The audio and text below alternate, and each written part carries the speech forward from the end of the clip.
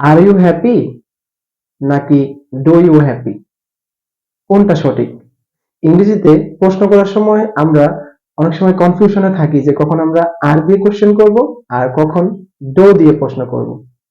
চলেন এই ভিডিওতে আমরা শিখে নিই একটা এক্সাম্পল দিয়ে। যেমন আমরা যদি বলি তুমি কি খুশি, আর ইউ হ্যাপি, এই সেন্টেন্সটাকে আমরা ডু ইউ হ্যাপি বলতে পারি না। কারণ যখন কোনো সেন্টেন্সের মধ্যে মেইন ভার্ব না থাকবে সেই সেন্টেন্সে আমরা আরটাকে মেইন ভার্ব হিসেবে নিয়ে প্রশ্ন মেক করব। যেমন আর ইউ হ্যাপি, এখানে কোনো মেইন ভার্ব নেই, এখানে হ্যাপিটা হচ্ছে অ্যাডজেক্টিভ, এই জন্য আরটাকে মেইন ভার্ব হিসেবে নিয়ে আমরা কোশ্চেনটা মেক করেছি। ডু আমরা কখন ব্যবহার করব? যখন কোনো সেন্টেন্সের মধ্যে মেইন ভার্ব থাকবে, অ্যাকশন ভার্ব থাকবে, তখন আমরা ডু দিয়ে কোশ্চেন করব। যেমন আমরা যদি বলি তুমি কি খাও, ডু ইউ ইট, তুমি কি দেখো, ডু ইউ ওয়াচ, তুমি কি খেলো, ডু ইউ প্লে। এখানে ওয়াচ, প্লে, ইট এগুলো হচ্ছে মেইন ভার্ব।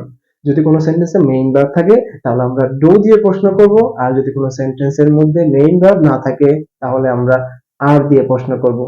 আশা করি আপনারা বুঝতে পেরেছেন। Thanks for watching this video.